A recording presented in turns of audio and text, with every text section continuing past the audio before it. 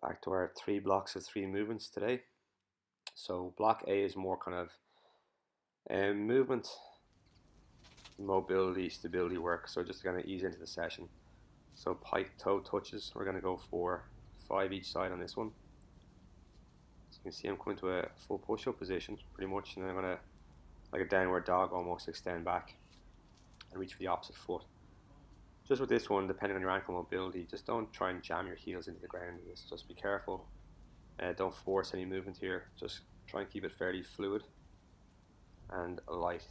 So we've done 5 each side, then we're going to transition into glute marches next. So with this, the glute marches, we can either work from an overhead position, or we can have the kettlebell at our chest instead, our zerker position. So again, this one's going to go for 5 on each side. Trying to keep my hips as steady as possible as I'm changing side to side.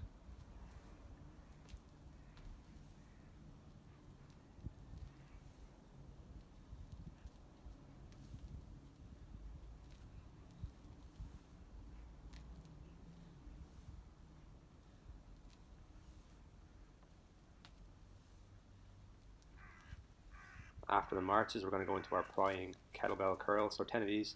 Elbows are inside the knees, and I'm using my elbows to push outwards slightly here. So I'm going to get a bit of a hip stretch, keeping tense throughout my core, and 10 with the curls. So that's going to be one full round. We're going to do 3 rounds of A before we move on to block B.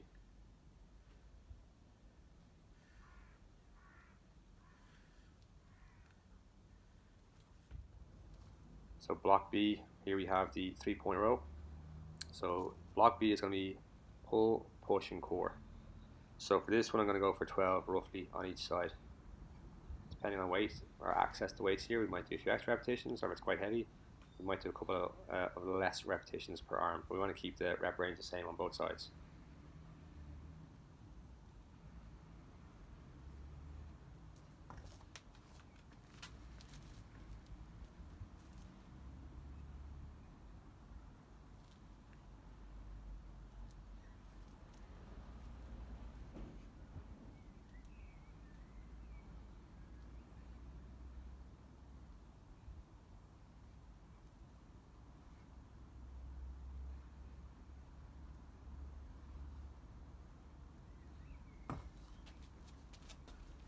So after the 3-point row, then pushing movements, we're going to go into a floor press. So for today, for this one, I'm using floor press with a glute bridge.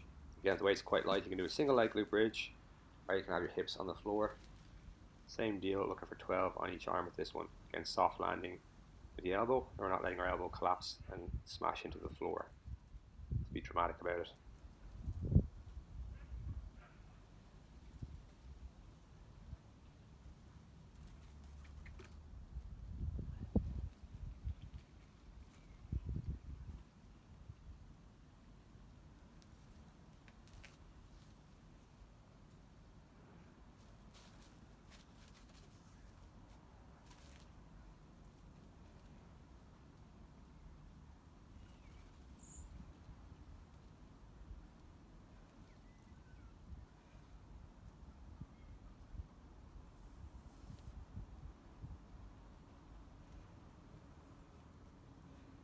So a new movement coming up then for core glutes. We're going to do the reverse plank, but the reverse plank with a march.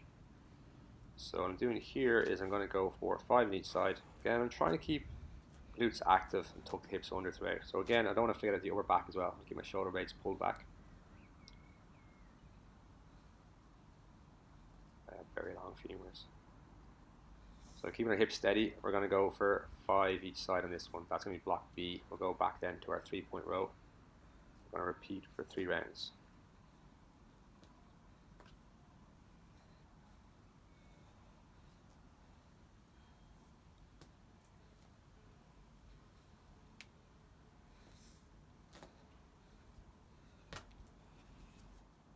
Block C, going to be elevated quadruped row. So shins, knees just off the floor. Going to go for 8 each side. So again, with the arm moving here, we're trying to create a bit of instability that we have to balance and brace through our core and glutes. I'm going to go for 8 rows on each side, not rushing the movement, steady tempo up and down.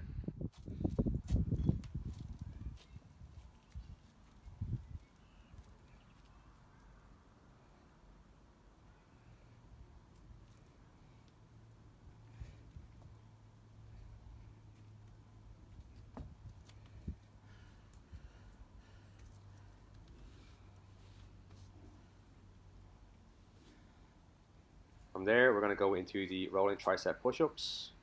So I kind of went cold into these. First few repetitions were awful, I'm sure. Well, the bums can go as high as I thought it was going to go there. So I probably should have gone the other side. For whatever reason, I have a lot of difficulty actually flexing the elbow on this side.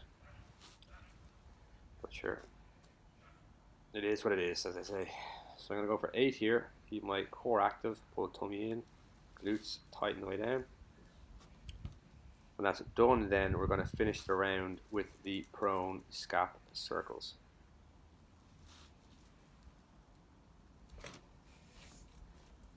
So the next one, I'm kind of working the small muscles in the up back. So I don't want to get elevation here through the lower back. I want to try and get elevation through the upper back. So I'm trying to squeeze my shoulder blades together to keep my hands off the floor. So we'll go 8 circles with this one. That's going to be the third exercise of round 3.